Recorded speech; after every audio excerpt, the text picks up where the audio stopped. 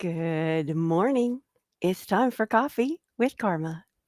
And today I want to ask you if you would like to elevate your book by having industry leaders and other influencers endorse your book. Now, there are lots of ways to get endorsements.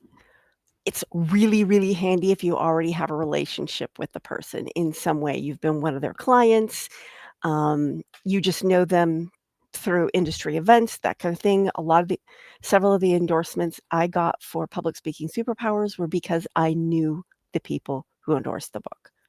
They knew me, I knew them. That's the easiest way, but sometimes you're not in that position. So what's a girl to do? Well, in this video, I'm going to share with you 3 tips or 3 steps or tips on how you can build your way up to getting those endorsements for your book. Hi, my name is Carma Spence, and I help entrepreneurs write a lead attracting book in 90 days or less. Now, the first tip is to do your research. Find out not only which influence will align with the topic of your book, but who have possibly done something similar before. They're open to some sort of joint venture. They've given shout outs to other people. You can tell they're the kind of people who will actually say something about another person that's good, because there are some influencers that will only talk about themselves, and you don't want those as endorsers. So that's one part of the research. So you wanna make sure that they're kind of good. They are potentially open to the idea. They align with your topic. So, like, if your book is about public speaking, you're not gonna go and talk to someone who talks about, I don't know, health health coaching. It's not in alignment.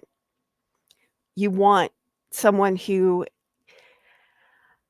part of the reason why you want them to be aligned with your theme is because they'll be more open to endorsing your book, but also because their audience will be more open to buying your book.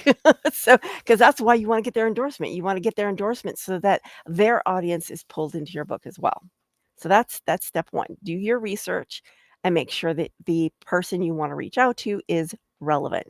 So, for example, all the people I got to endorse my book were either professional speakers or, like my book was for, people who used speaking as an integral part of their more marketing mix, the way they got business. The next thing, and this may be sound out of the box or it may sound like a total no-brainer, but have some humility and show gratitude. Not only toward them, but into yourself. Just before you even contact them, just experience the gratitude of this person endorsing your book. Then in your pitch, express thank you for considering endorsing my book. Be thankful. And then another thing you want to make sure you do before you do the pitch is understand what they want and what they are looking to do in their business, which often comes through in what they're posting, and create a win-win. Give them something in return for the endorsement. Now, maybe just the fact that their endorsement is in your book and your book's gonna be a bestseller, that is enough. Or offer to do something for their audience. Give them, maybe give away copies of your book to their audience if that would be of value. Find out what they want and help them get what they want so that they will help you get what you want. And that's kind of what, I believe it was Zig Ziglar said. Anyway, those are my 3 tips.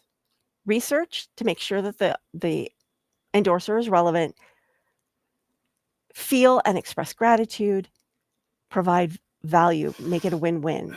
And here is a bonus tip. Work your way up.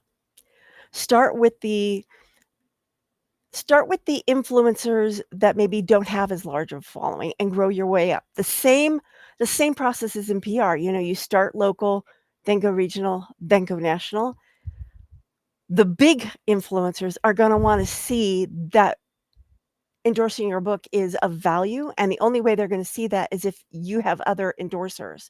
In fact, you can even leverage one endorser to get another endorser. So, like, let's say I got someone who was on the Oprah Winfrey Show to endorse my book.